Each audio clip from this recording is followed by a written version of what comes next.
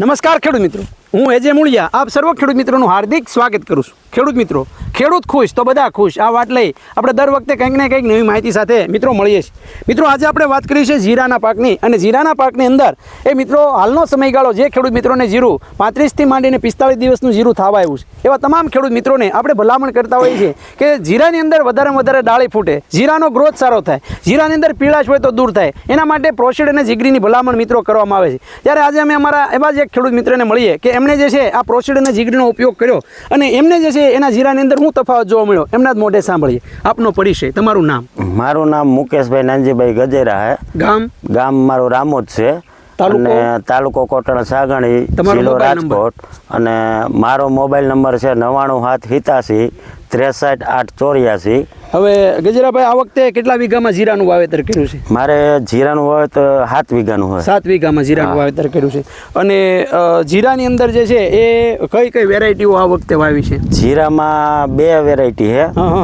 એક છે આપણે નિગમનું 4 નંબર, અને એક આપણે સોનાલિકા છે. સોનાલિકા, બરોબર. આ બે વેરાયટી વાવી છે.